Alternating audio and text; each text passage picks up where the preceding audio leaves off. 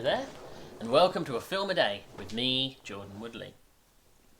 So today I've decided to jump back into British independent film with a film looking back at a recent British history with the Jan de Marge directed 71.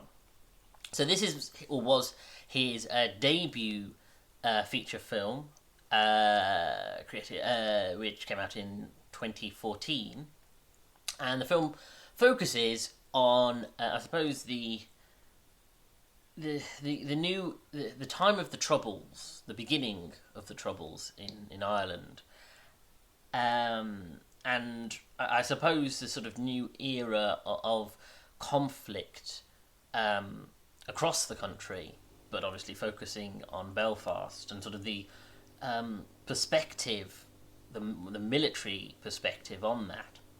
And so it stars Jack O'Connell, who plays Gary, or Private Gary, who essentially is sent over, gets caught up, and because of the nature of the protesting and the sort of the violence and the escalation, he gets separated from his company and has to find his way back safely. And I suppose the first notable thing about the film is the fact that the character of Gary is he is the protagonist insofar as we are perceiving most of the events from his perspective, and he is sort of the central focus. But he is more like the MacGuffin, as in all of these different factions and parties are all trying to locate or deal with him in some capacity. And yet he himself, you know a bit about him from the beginning of the film. He's from Derbyshire. You see him with his little brother, I think it is. And you see him with his the other soldiers. But that makes up a very small amount of the film before we are thrown into the Irish conflict, and he becomes separated and essentially has to go from place to place, barely surviving. At some point, like he's incapacitated, and he is essentially the thing of different people are arguing over. And so I find that quite interesting. I do wonder, looking at this film, whether Sam Mendes took some cues from it for 1917. There's something in the style of this that I feel like, I don't know, there's something of the claustrophobic nature of it, and though it's not real time and nowhere near it has the ambition of the real time structure of 1917, there is that sort of over the shoulder style way in which we follow Jack O'Connell's character. You get that sense of, and I've talked about this extensively in cinematography, especially action cinematography, but the disorientation factor and the idea that when events escalate, rather than sort of panning or zooming away and sort of looking at it from a distance, the more interesting style way of doing it is to put yourself over the shoulder of an individual soldier, and so therefore everything feels massive and chaotic, and the nature of warfare is much more interesting when you think, oh, of course people wouldn't be able to see the battle lines, wouldn't be able to see exactly how a battle is going or how a conflict is taking place. All they can do is deal with what is literally in front of them and grapple with sort of whatever situation or it presents itself to them. And this film definitely does that, and the way that it does it, and like I say, you go from this escalation of protests and conflict between the local guards and the British Army against the protesters, and you've got members of the IRA, both the official IRA and the younger group of IRA guys, and That's another factor of the film. And it's one I suppose I struggle with, is the fact that there are so many factions of different people and so many of them are infiltrating others or working in collaboration or double crossing, or it's very hard to keep track of exactly who is who. So you've got the British Army, you've got the local Belfast police, you've got the Ulster Protestants, you've got the Catholic Republican, you've got the Loyalists, but then sort of dividing it differently, you also have, like I say, the I think they're called the official IRA, and then the younger, more the IRA as we recognise them now. They have a name. They're called the something IRA, but they are the ones that when we think IRA in the modern age, they are more the recognisable face of it. And then you've also got a group called the, what was it, Military Reaction Force, who are some kind of like Black Ops style, sort of grassroots British equivalent of Black Ops style of British military guys who are infiltrating loyalist pub locations, or working alongside, sort of negotiating with different groups to sort of get information or exploit the situation. And as I say, there's all of these things going on. So as I say, when you are over the shoulder of one soldier who knows how to be a soldier but doesn't know the politics of all of this and the who to trust and who not to trust and what is going on at any single moment, you get that sense of confusion and fear and anxiety that's really present in this. You really get that sense of, as though it's set in the city of Belfast, and we refer to them as the Troubles. This is a war film, essentially, and the nature of the conflict and the way the conflict is presented and historically how we treat the Troubles is a war. It might be in a setting that we find familiar, but the sort of nature of the film is trying to present us that strange line between things we recognise, people who speak the same language, the architecture, the familiarity of the cultural familiarity, but then the aspects that are completely different, and the ways that our guy Gary will go into a situation and will be completely thrown because the nature of it is not what he expects, and he doesn't know what is going on in any single moment. And so, as I say, you don't always. He is a very silent character for a lot of this, and as I say, he's even incapacitated for sections of it.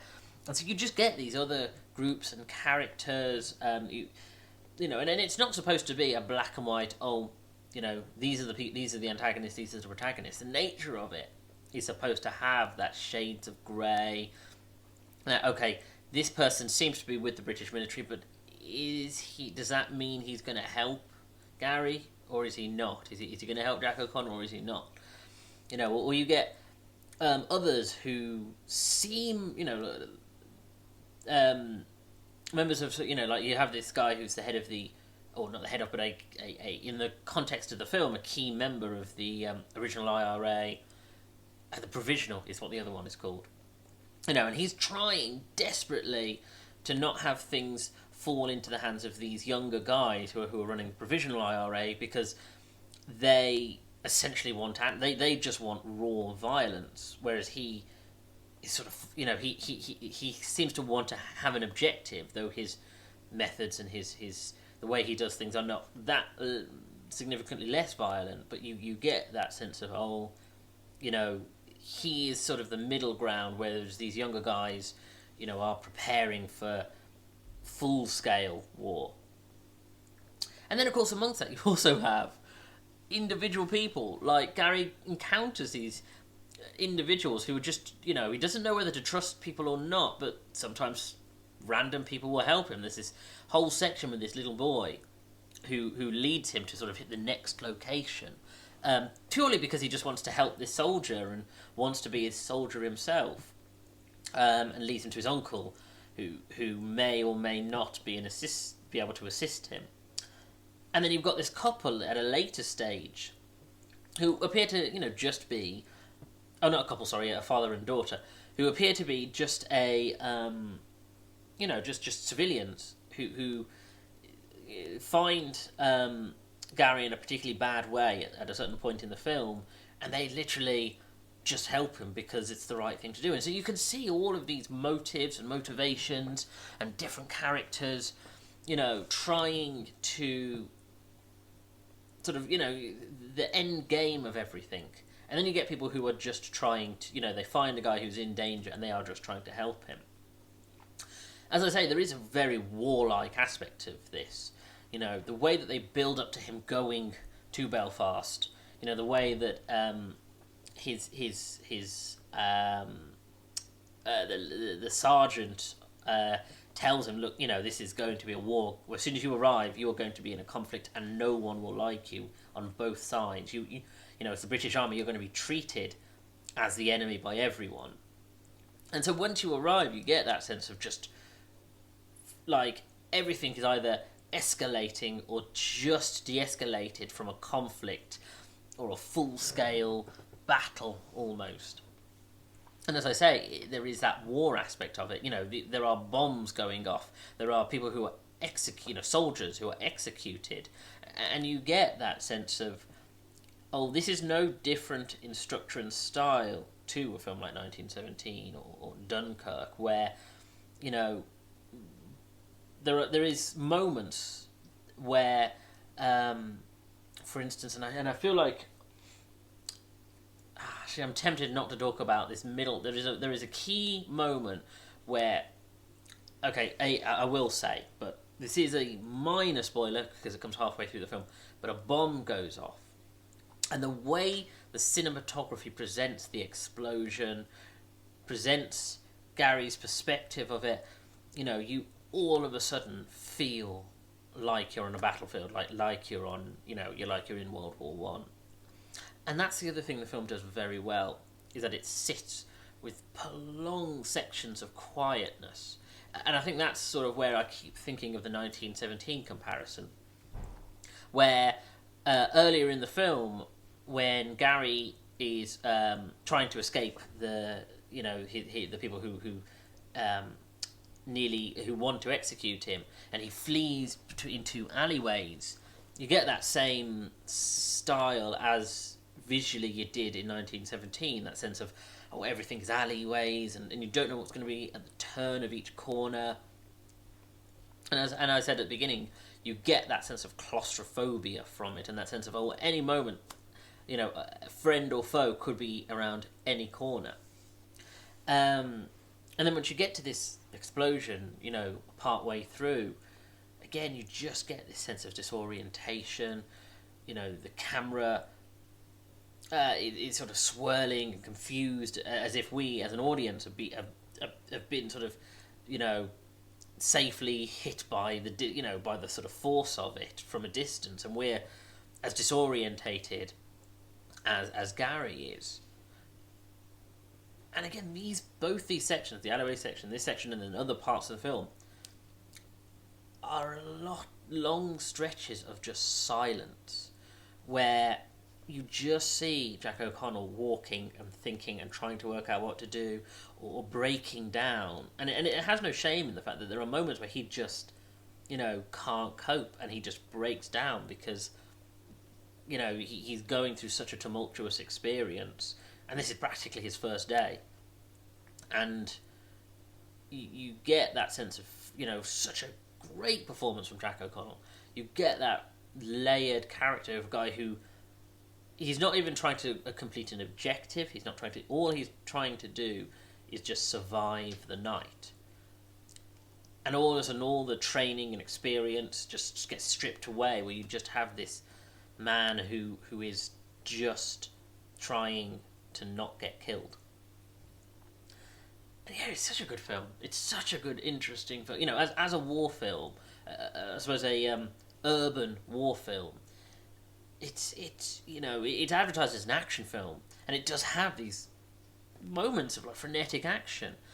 and yet it's such a complex, contemplative film. And of course, it has this political thriller aspect to it that yeah, you know, as something so small and a British indie film, it shows how much you can do with so little. How you can tell this very simple, very well told story.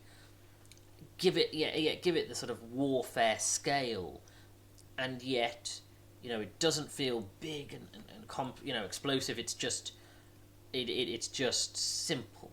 It's simple war film storytelling, and I think that's a real solid structure to it. And of course, it has this huge commentary about war and the effects on war and the effects on the Troubles, and sort of reiterates the nature of this and the cost of it, and characters, you know, we follow and meet, and we don't even really get time to attach to them. We see them, you know, not some real bad things happen to some people, and again, it you know, even the character of Gary, you see him suffering and struggling in ways that, you know, if he can make it, will not leave him.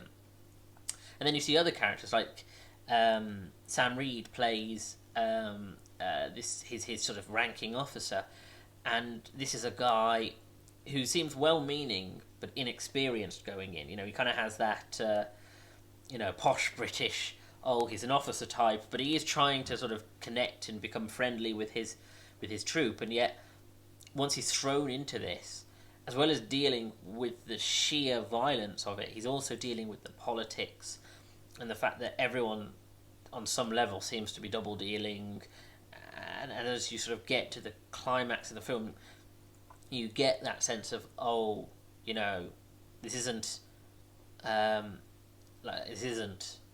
classic warfare, you know, World War One, we know who the enemy, World War Two, you know, we're fighting on the right side kind of principles. This is, you know, this is much muggier and much more complex, and the questions of are we even fighting on the right side sort of come into question, if there is a right side, and that sort of whole becomes the conversation of it.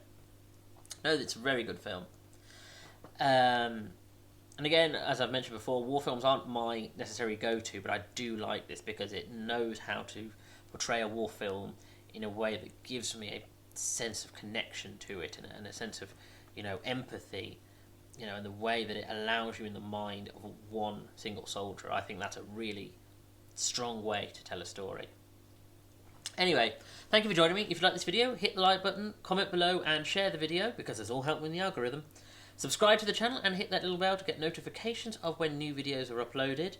Check out my back catalogue of over 200 videos, and follow me on Twitter at Jordan_Woodley, where I tweet about TV shows and films, and I share these videos once they're uploaded to YouTube, either the day of or the day after. Thank you for joining me. Take care.